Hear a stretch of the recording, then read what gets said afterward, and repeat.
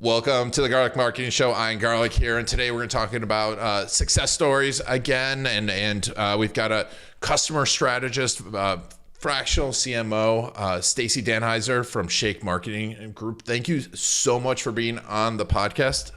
Yes, thank you. Awesome. I'm glad to be here. And don't forget, this is brought to you by videocasestory.com. One of the best ways to use your customer stories is through video case stories. Go to videocasestory.com to learn 50 different ways to use your customer stories.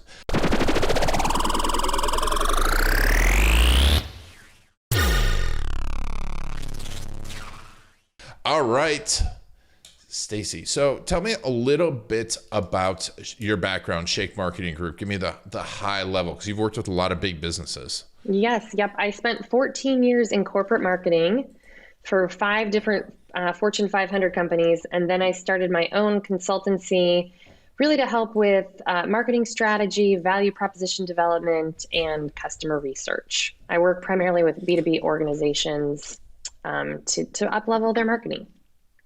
Nice. And, when we talked about it a little bit before the show, but you were talking about, one of the things we want to talk about is getting marketing the right seat at the table, making sure they're not order takers. And I think that is super, super important.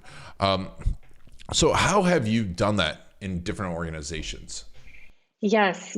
So I like to tell marketers that there's 2 audiences that they need to master in order to kind of get that seat at the table. The first, of course, is their external customers. And marketers own really customer research. They own having a relationship with customers. But in a lot of B2B organizations, they are not exercising that responsibility. They're relying on the sales team. They're relying on the product team to tell them kind of what the customers are thinking or what the customers are motivated by. So when marketers come armed with that data and that they know the customers, and this is data, by the way, beyond just collecting information from the website or scrolling through social media and looking at how customers may or may not be commenting on things. This is more qualitative information, right? Having a real in-depth conversation with customers. When marketers come armed with that information, all of a sudden everybody kind of perks up a little bit and looks around and they're like, oh yeah, we want to hear from marketing, because they're coming with a neutral perspective of what customers have really said, what they think, what they feel. So that's kind of item number 1. Item number 2, audience number 2 rather, is that marketers really need to master kind of the internal audience, their internal stakeholders. So this includes the CEO, the CFO, the product folks, the sales folks. And what do I mean by that? It's really understanding the business. How does the business make money? What customers are profitable? What products are profitable?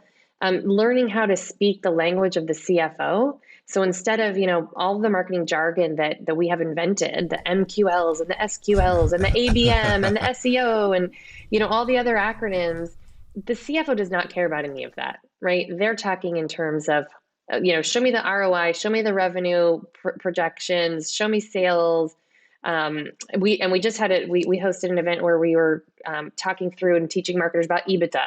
So it's using those terms that the rest of the business is using and really understanding how to present your ideas to a CEO, CFO, and then also to the sales organization. So a lot of marketers, there's not a course in university that teaches sales. A lot of people learn sales either by doing or maybe reading a book or watching videos or podcasts. And I always tell marketers, you need to read some sales books and meet with your sellers and ideally travel around with your sellers so that you can see firsthand the sales process. Because when you do that, you automatically get more respect and credibility from that organization, which then helps you get invited to those strategic conversations and not just, the standard sort of communications function that a lot of marketers are playing today. It's funny because, I literally had the same conversation with Tal Klein over at Relay Networks. He's their CMO over there. And he said the exact same thing. He's like, and he worked at a little company called Citrix, help markets, the little thing called GoToMeeting. And he said the exact same thing. He's like, so many marketers come in with this data that's irrelevant and these terms that are irrelevant to these people that just want to make money.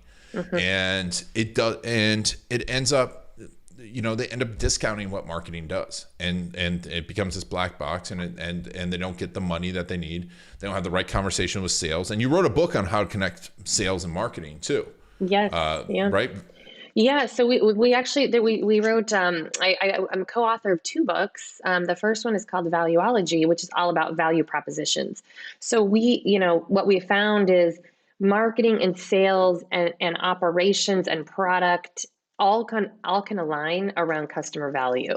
If you think of what businesses are in business to do, it's to make money via selling something to a customer.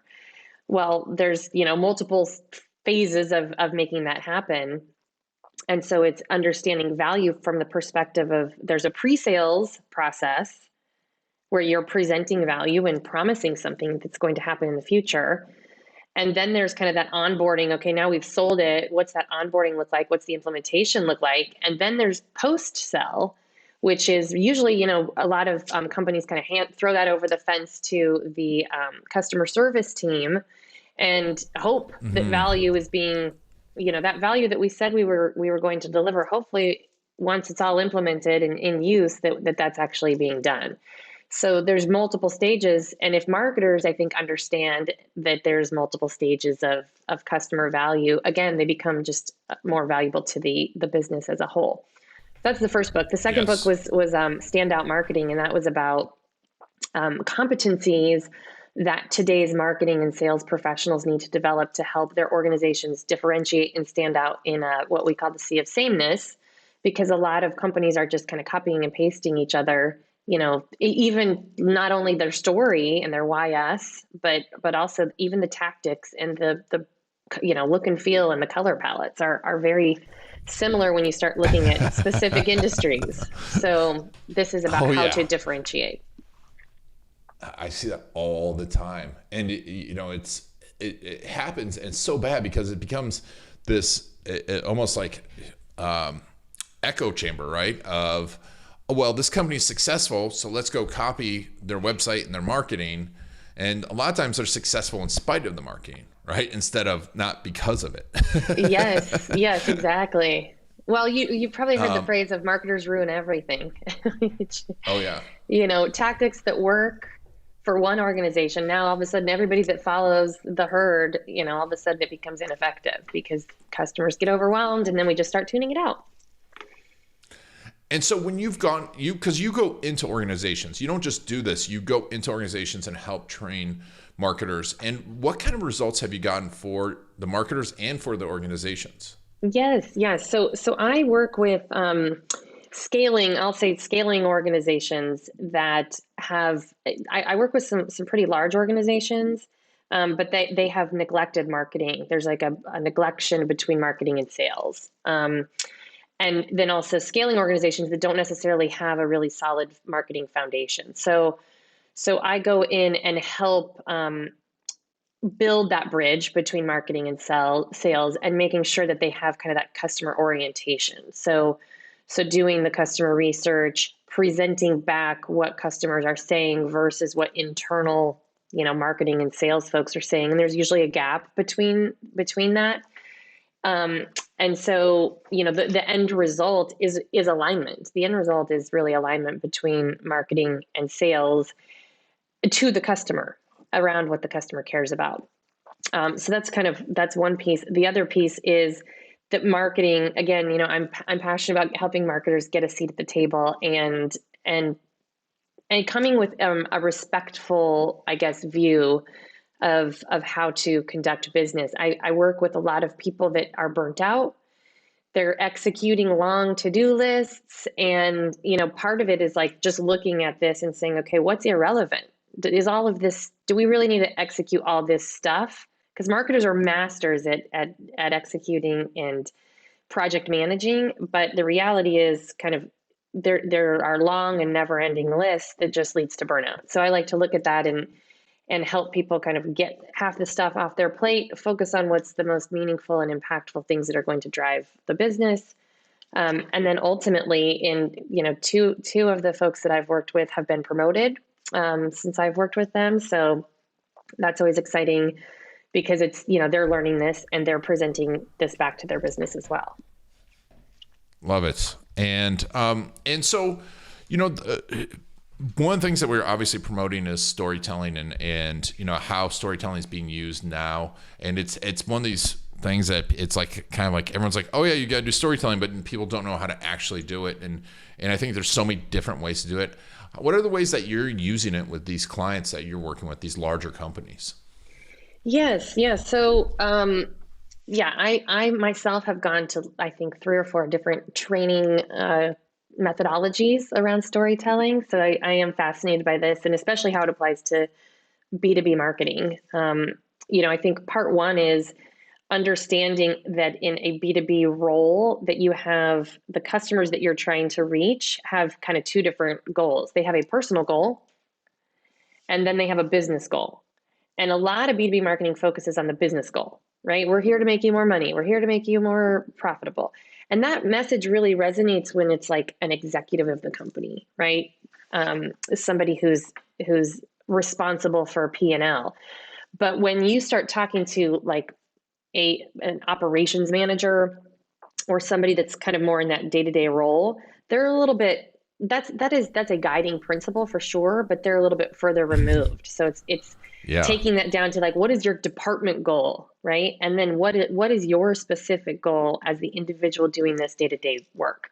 So a lot of it focuses on just step one, I think, identifying what it is that they're trying to achieve and knowing that you have those 2 angles to look at, the personal and the business. We're using a lot of this in, of course, content creation, testing this out on LinkedIn, in articles, and just trying to get people comfortable that that they can be a little bit more human and a little more personal in these stories, and not just have to focus sort of on that ultra professional, almost borderline jargony kind of approach to marketing, kind of demystifying all that and taking that away so that it reads, you can read it more clearly, you can consume it more clearly. Love it. Yeah, I mean, I think what you said is so important because that's the exact same thing when we were talking to, when I was talking to Tal in this last one. He's like, we so often think of one avatar and one person, and we get blinded to all the decision makers, and they're going after the C-suite when it's actually this director of marketing or this director of sales or whatever that we need to go after. And and then you go one step down, like you said, and their goals are completely different than a CFO. Right. Yes. Even though, like you said, it should line up with the CFO, it isn't. And that's interesting that you're marketing to them. I want to make sure people know how to connect with you. If someone wants to use you for figuring out their UVP, their value proposition, and if you're a marketer, don't use that with the rest of your team. You also have they can go to Shake Marketing Group. We'll put a LinkedIn. Link to your LinkedIn. Yep. And also you have started this community, soarmarketing.club. Tell me a little bit about that. Yes. So SOAR Marketing Society is a new B2B marketing community. It's for professional B2B marketers who are inside of companies, who are working with B2B marketers in the form of consultants or agencies. We have members in there that are, CMOs all the way to like individual contributors. And so really the whole entire purpose is to get connected with other B2B marketers and to learn from each other and to help marketers gain more credibility and influence and get a seat at the table. So that's kind of our whole entire mission is almost like rebranding, trying to rebrand B2B marketing a little bit and making it the center where it really should be, driving force of the company. Love it. Very cool. Very cool. Well, Stacey, thank you so much for being on the Garlic Marketing Show. I really appreciate it. Yes, it was great chatting with you. Thanks for having me. And thank you all for taking Stacey and I on your journey. This has been Iron Garlic and the Garlic Marketing Show.